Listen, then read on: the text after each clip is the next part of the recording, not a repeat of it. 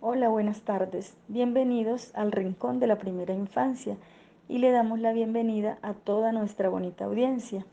Gracias por preferirnos una vez más. Les recordamos que están escuchando El Rincón de la Primera Infancia, la Asociación Mundial de Educadores, Padres y Acudientes. Yo soy Enis Martínez, su fiel servidora, y son las 2:30 de la tarde. En el rol de docentes comprometidos con la paz, la educación sin valores solo convierte al hombre en un demonio más inteligente. Por eso realizamos este proyecto.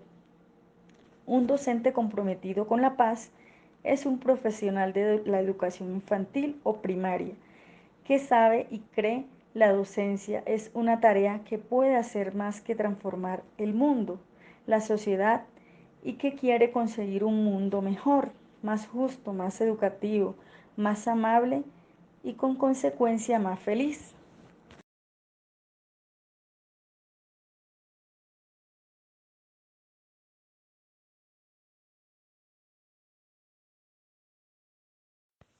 Sin más rodeos, el día de hoy les tenemos dos super invitadas que nos van a estar respondiendo algunas preguntas sobre un tema muy importante, como lo es la educación emocional. Le damos la bienvenida a Luisa Fernanda Carrión, una mamá preocupada por su hijo que no sabe cómo hacer que su hijo se exprese e identifique la emoción que está viviendo. Por eso mismo tenemos otra invitada súper especial. Ella es una investigadora psicóloga y docente. Hoy nos viene a hablar de la educación emocional. Bienvenida, Diana. Bueno, Diana, ¿por qué no nos hemos tomado en serio el tema de la educación emocional, sino hasta ahora que es tarde? Muchísimas gracias, Inés, por esta bonita invitación. Muchísimas gracias también a todas las personas que nos están escuchando en este momento. Y bueno, con respecto a la pregunta que me acabas de realizar, yo pienso que nunca es demasiado tarde cuando se quiere realmente, ¿sí? Entonces, las consecuencias de una mala educación emocional son muy grandes, ¿sí? Por eso justamente en este momento me quiero ir hacia la parte de la historia, ¿sí? Por ejemplo, hemos vivido una guerra civil, una dictadura, todo un nivel social donde vamos a encontrar cultura, religión, interacción humana, y al final de todo esto se genera una contención, no había una expresión de emociones. Por ejemplo, nosotros fuimos educados con nuestros abuelos, nuestros bisabuelos, nuestros padres, y ellos están entrenados en educarnos en donde no existe una emoción, ¿sí? Entonces, por ejemplo, yo ayer fui a caminar al parque con mi primo y me sentí en calma, me sentí en paz conmigo misma. Yo respiré, ¿sí? Pero entonces yo esa expresión no sé de pronto cómo se llama, no sé cómo expresarla. Y entonces cuando esto no se expresa, ¿qué pasa? No existe una expresión de las emociones. No sé cuando estoy triste, cuando tengo rabia, cuando tengo miedo, cuando tengo felicidad, porque pues venimos de lo que nos enseñaron, ¿sí? Antiguamente nosotros nos sentábamos a comer con nuestros abuelos y, o sea, yo podía sentir felicidad o podía estar triste y ellos simplemente lo ignoraban, ¿sí? Entonces, ¿qué es una contención? Es cuando tú no sacas esa emoción que llevas dentro, ¿sí? Que, que simplemente para muchas personas simplemente prefieren ignorarlas. Y entonces, como nosotros no sabíamos qué era una emoción, o de pronto sí sabíamos, pero no sabíamos cómo llamarla, entonces pues la terminábamos ignorando, ¿sí? Al final el sistema educativo y la sociedad se ha encargado mucho y lo ha hecho muy bien, ¿sí? De trabajar la parte de la inteligencia racional, la lingüística, la matemática, ¿sí? La matemática, el español, el inglés, para ver a qué se le da más importancia realmente. Y siempre había pasado que dejábamos la parte emocional como segundo plano, ¿sí? Ahora estamos ya más formados, somos más sensibles con la primera infancia, ¿sí? Yo recuerdo que antiguamente cuando uno le decía, no, usted tiene que ir al psicólogo, entonces cuando a uno lo mandaban al psicólogo era porque estaba loco. No, ahí es donde empezó a cambiar todo, donde nosotros debemos ir evolucionando un poco, ¿sí? La parte emocional es una parte sensible para la vida, ¿sí? Para que tú puedas llevar una vida sana, una vida en equilibrio.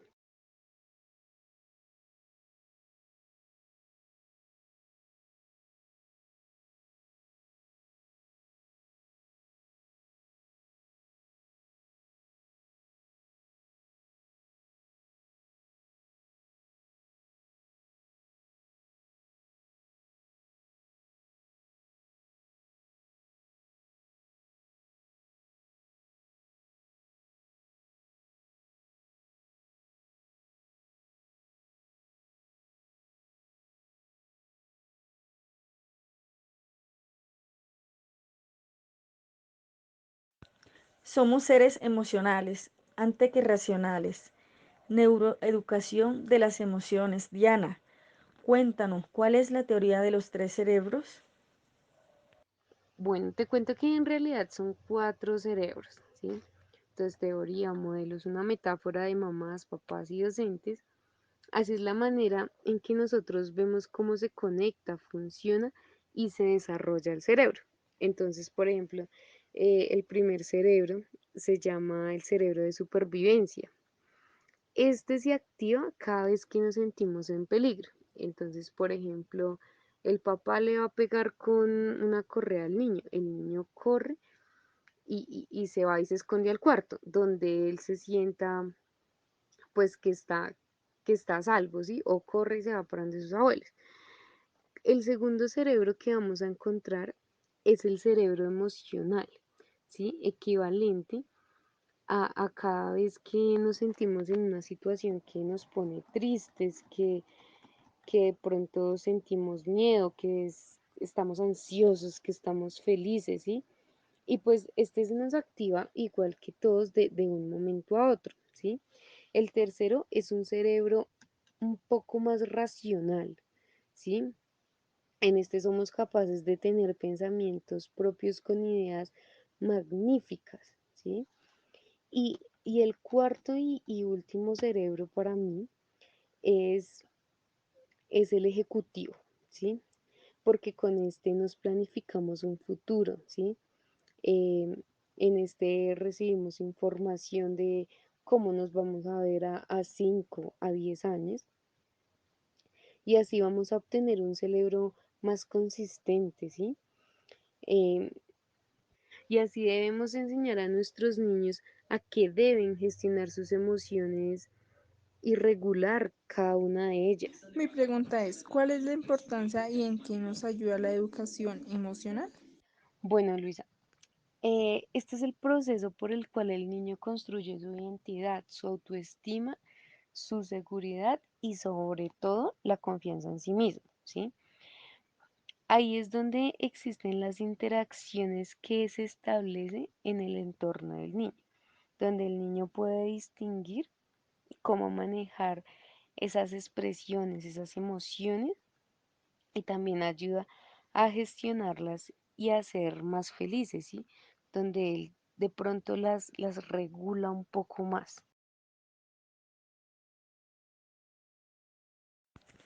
¿Qué tendrían que cambiar las escuelas o docentes para aplicar la educación emocional en sus aulas?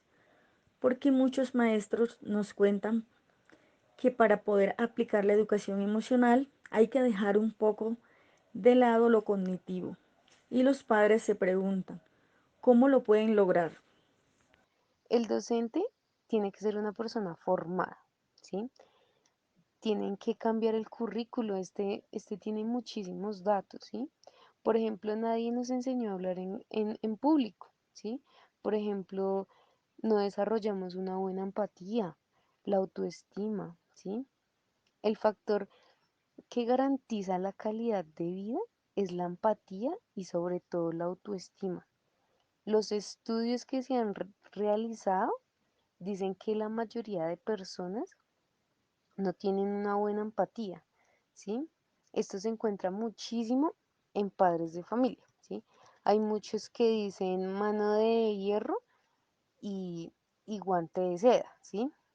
Nosotros siempre debemos conectar con nuestros hijos, saberlos guiar, darles una buena dirección hacia la vida.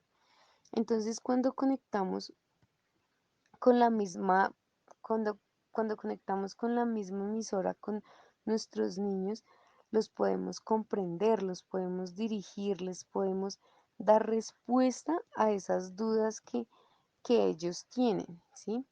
Por ejemplo, si mi hijo me dice, mamá, tengo hambre, y yo cojo y le doy una garrafa con 5 litros de agua, ahí justamente nosotros no estamos conectando, ¿sí?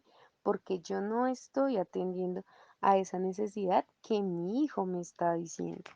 Y como psicóloga, ¿qué nos aconseja para la crianza de nuestros niños?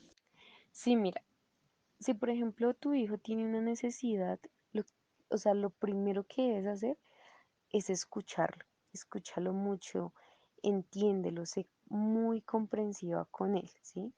De establecerle límites, ¿sí? Pero no sin dejarlo hacer lo que a él le gusta. Por ejemplo, si tú a mí me dices es que a él le encanta hacer muñequitos con su plastilina, ¿sí? Hay muchos papás que cogen y no sé, por estar de pronto en alguna reunión, no, mire, tome esta pantalla. Entre menos pantallas les demos a los niños, muchísimo mejor. El internet es, es una herramienta fundamental, es muy bueno, pero la gente no lo sabe utilizar. Y hay gente que se mete tanto como en sus cosas, en sus dilemas, y espero pues poder hablar de este tema un poco más adelante, ¿sí? De que cogen, les dejan las pantallas a los niños y usted mirará qué hace, ¿sí? No miran, no revisan qué es lo que los niños están, están mirando y nosotros debemos ser partícipes responsables de ellos, ¿sí? O sea, y siempre tratarlos de dejarles tareas, ¿sí? Tareas tanto que ellos lo disfruten y asimismo que ellos mismos lo vayan aprendiendo.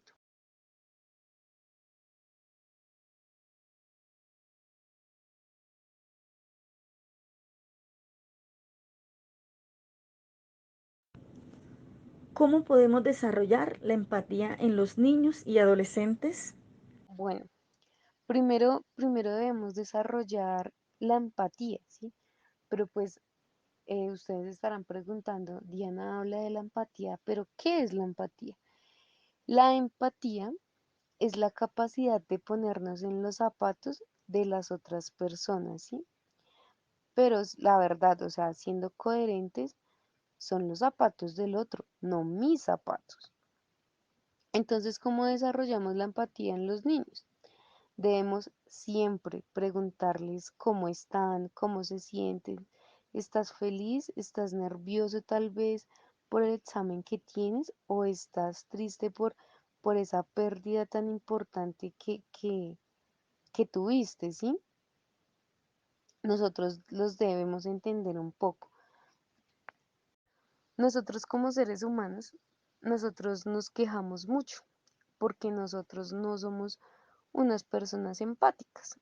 Pero si nosotros nos ponemos también a mirar del otro lado del cañón, nos damos cuenta que las personas empáticas sufren mucho y es un sufrimiento muy ganado. Ahí es donde es importante nosotros como padres de familia, como docentes, que somos capaces de llevar a cabo una empatía justa, a su justa medida, ¿sí? Que nosotros no nos dejemos llevar por la tristeza del niño, sino que le demos, sino que le demos esa buena respuesta, ¿sí? De decirle, no, mira, tú no debes tener miedo porque el perrito no te va a hacer nada, ¿sí? Tenemos que ser empáticos, pero con un cierto grado de diferencia.